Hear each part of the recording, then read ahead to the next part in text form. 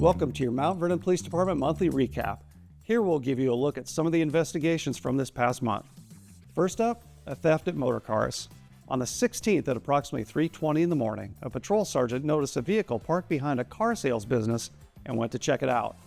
In doing so, he found a subject rolling a tire to his truck. When asked what he was doing, the subject had an interesting answer. I was waiting over there and wasn't exactly sure where the address was. Walked out of my car to go and see if I could find him. Who's your friend? Huh? Who's your friend? I'll offer up. Thinking it was suspicious that someone would meet up at 3:20 in the morning to buy a tire, the subject was detained while the car lot could be checked.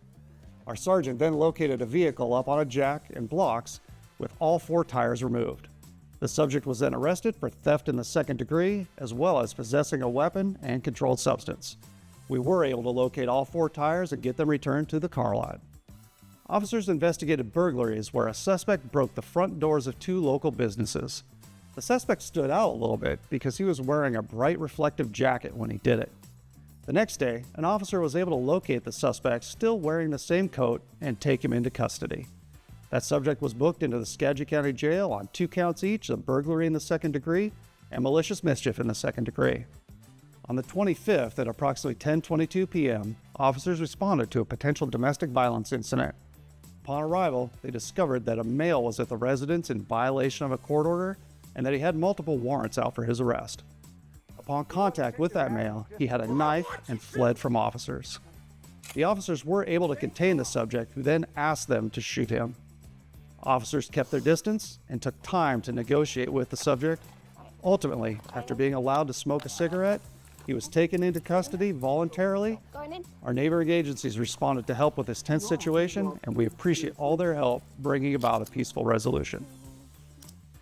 On March 15th at approximately 8:31 in the morning, officers responded to a crash where a driver had high-centered her vehicle on a center island dividing streets.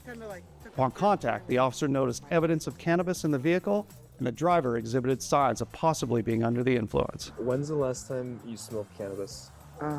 Probably yesterday. It's been a while. Okay. Yeah. Because this is what I'm saying. There's cannabis in the car.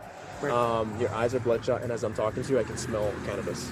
After administering voluntary field sobriety tests, the officer was granted a search warrant to test for blood, and she was cited for DUI. In March, we've had quite a few DUIs. Fortunately, none of these resulted in a serious crash. We'd like to remind everyone that if you do consume alcohol or cannabis, please don't drive. Be safe out there.